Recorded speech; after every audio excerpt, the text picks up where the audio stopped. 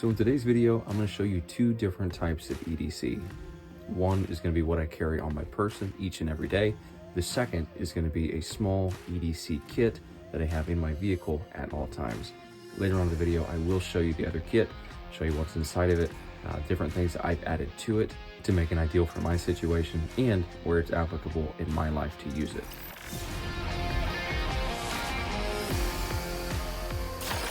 So what I like to have on my person is these items that you see right here.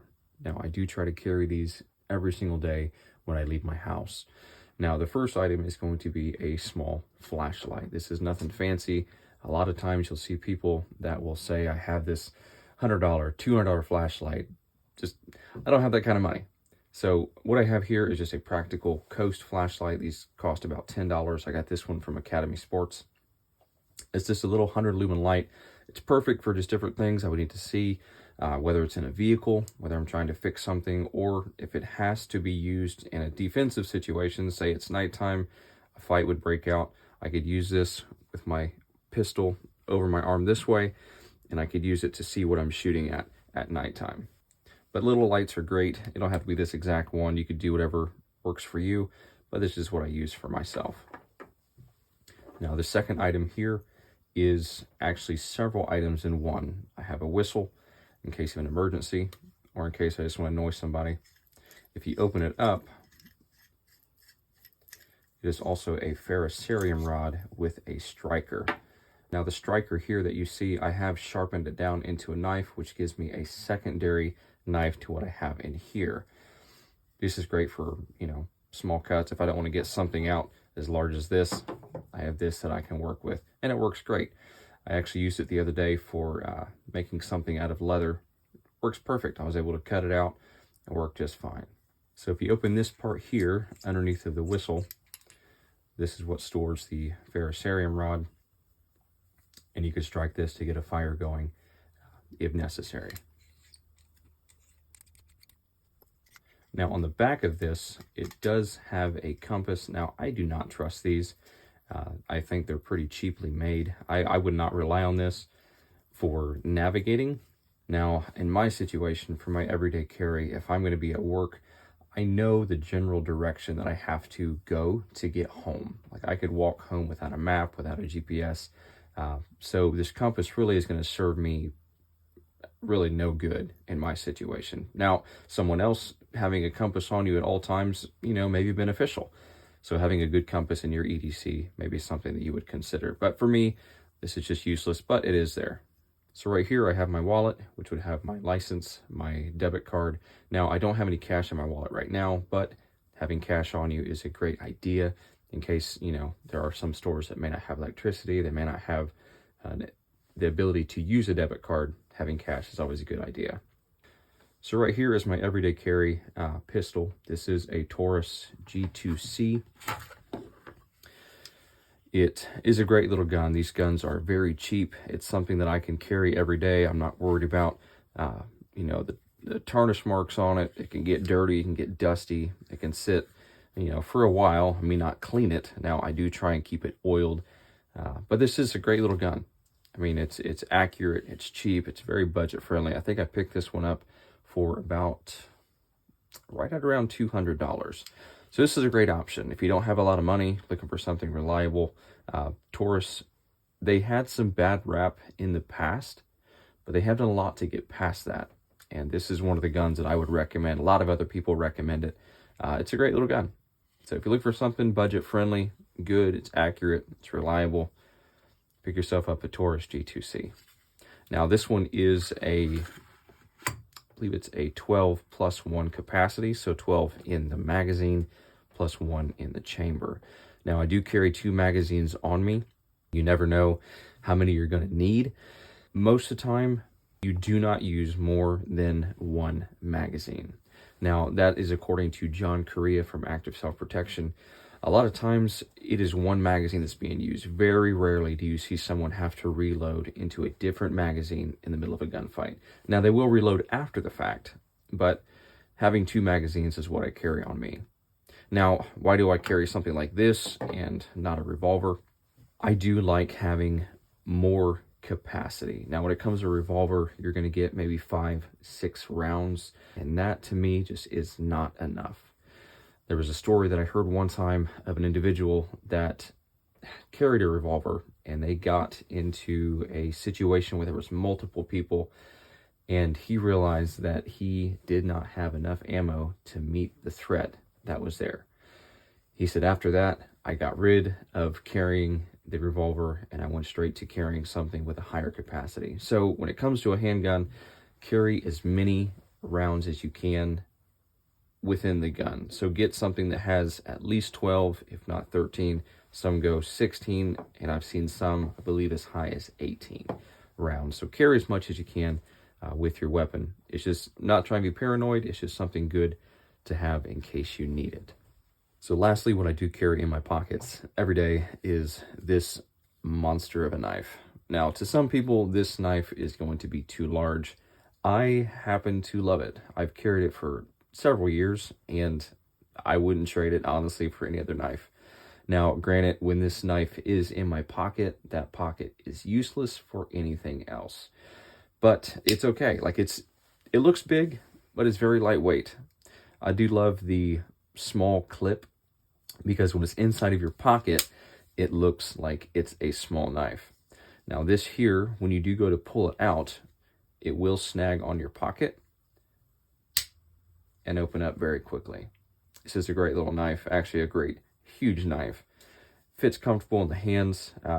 It is bigger, than necessary. Like, for instance, if you're going to use this for carving wood, something like that, you can get it done. I've done it, but something like this would come more in handy for smaller, intricate tasks. But I do love this knife, and I've split wood with this. I've got deer with it. I've cut carrots up in the kitchen for my wife. I've sliced humongous holes in my thumb. If you can see in the camera there, that hurt. Don't ever cut like this through a water line. That hurts. This is the Spartan by Cold Steel. Now, there are some knockoff brands that try to imitate this. The blade is tremendous, very strong, very good. You get a knockoff version, knockoff with anything, it's just going to be not as good a quality. This does have the tri-lock inside of it. You could look up demonstration videos of them putting weights on the end of the knife to put stress on this, trying to pull it down to where it'll close, like on someone's fingers, and it would not. I think they got up to like 500 pounds of pressure going this way, putting that pressure on that lock, and it didn't give up. The lock still functioned perfectly afterwards. Very durable, very good knife. I do love this thing. This is what I carry. So for my EDC kit, this is what I have. Now, this is a survival kit that I got from becoming a USCCA member. I think I got their elite membership, like $50 a month. And this is one of the gifts that they send you. Now, that's not why I got the membership. I got it because I was doing active security in my church, and I needed the coverage in case I had to, use my weapon to defend myself or somebody else. But they sent this to me, and it's great. They've got several good items inside of it. Now, if you had the money, had the time, you could go through it and revamp it. Now, I have added some to it, not so much the survival side of it, but since I do take this to church with me, I have added into it several items for trauma situations. Now, here I have a set of shears. This would be what I would use to cut off the clothing of somebody who is injured so that I can get to the wound to address it. Here I have a pair of latex gloves in case I do have to get down and dirty with something. I may not even use these. If I come across somebody that's badly injured, I'm not going to take the time probably to even put these on. I mean, if it's a matter of their life ending because I'm wasting time putting gloves on, I probably won't even do it. So going on with the medical supplies, this is NAR compressed gauze. This is what I would use for wound packing.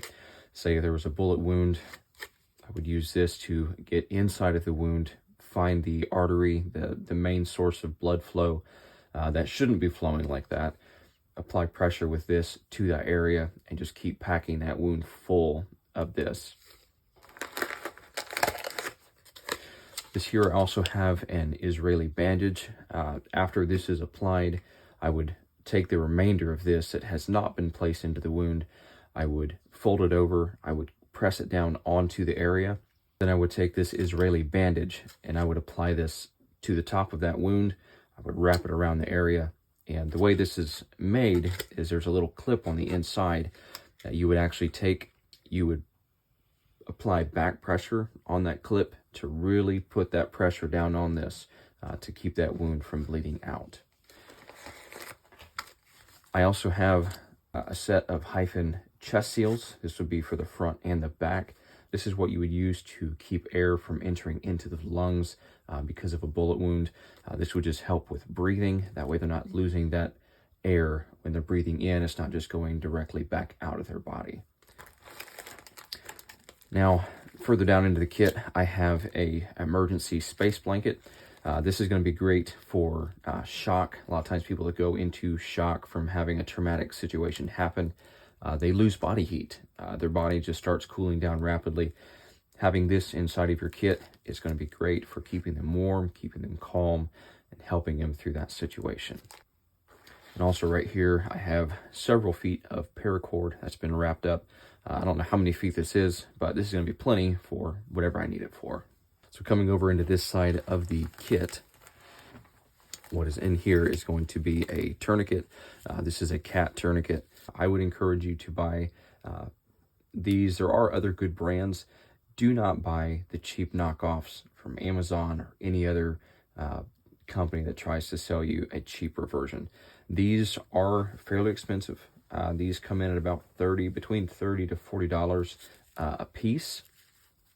But you don't want to trust your life to something that is a knockoff. Spend the money, get a good tourniquet, something that you know is going to be effective when you need it. So this here, I have some more rope to go along with the paracord here. Now it does come with a flashlight as well as a pin. There is a small multi-tool in here, which I've thought about replacing this multi-tool for an actual Leatherman. This is just a cheap, if I can get out of here, this is just a cheap, everyday multi-tool. Definitely not a Leatherman, but it still comes in handy for whatever you would need it for. Also underneath here, I do have a second NAR compressed gauze, which went over on this side. Same purpose, but if I needed more, I do have extra. There's a small signal mirror in case you want to blind your wife if she's across the church and you got to get her attention. This is a great thing to use. You can signal helicopters, you can blind drivers, when you're on the highway. Just kidding, kids, don't do that. These are, very useful. They do come in handy if you do have to signal for somebody if you are lost. But again, in my situation, is that something that's really going to be absolutely necessary? I'm in town. This would be good if you're going to be hiking in the woods. This would be more applicable in that situation. But have it in there. Doesn't hurt, not taking up that much space. I'm just going to leave it in there. So inside of here, they also give you a nice map reading compass. And everything that I'm showing you in this bag is what they send from USCCA, except for the medical supplies. All the medical supplies is stuff that I added after I got the kit, because I take this into church with me, and if a situation happened, I want to be able to have the medical supplies to treat, whatever would come our way. But for all the survival supplies, they, I think, have done a really good job with sending you some pretty decent equipment in this little kit, especially for it being free, going along with their membership that you purchase. Now, inside of this little pouch here, let's flip it around here. This is another ferrocerium rod, a magnesium bar with a ferro rod attached to this side, of course, for starting fires. Some antibacterial wipes in case you have to do your business somewhere and you don't have toilet paper. This comes in handy. Or if you need to wash your hands off after eating some baby back ribs, it's just nice to have some of those. If I can get this out, I'll show you what's underneath of it. There's also a small whistle. that is stuck to the netting of the bag. Why is it doing that? Well, I guess it's just going to stay there for now. But yeah, this is this nice little whistle. Works really well. Great for waking the wife up, you know, middle of the night for no good reason. I also have some bleed stop in here. Again, this is part of the medical supplies, so this is something that I added myself. This stuff works good for, of course, minor cuts to major wounds, but do not rely on this only if you have a major wound. Know how to pack a wound, know how to treat it. Don't rely on this powder to, you know, save an individual if it's something that drastic. Now, you could, if this is all you have, use it, but rely on this. Rely on the skills rather than just a cheat code. But these do come in handy if necessary. So that wraps up the equipment that I carry on myself every day. Now, this is, of course, apart from my bug out bag that I would also have with me in my vehicle. I do carry that to work. But this is just something that is in my vehicle as well as on my person, because I can't always carry my backpack with me. My backpack is pretty large. If I carried that thing into church, people would look at me a lot funnier than if I carry something like this into church. So this is what I use, and let me know in the comments what you think. If there's anything that I missed, anything that you think that I should be carrying, or if you would like to know how to get your hands on any of this stuff, just leave a comment below. I'll do my best to get you a link for that or let you know where to get it. Once again, thank you so much for watching. Make sure you like, subscribe if you found this helpful, and we'll see you on the next one. Stay safe and stay prepared.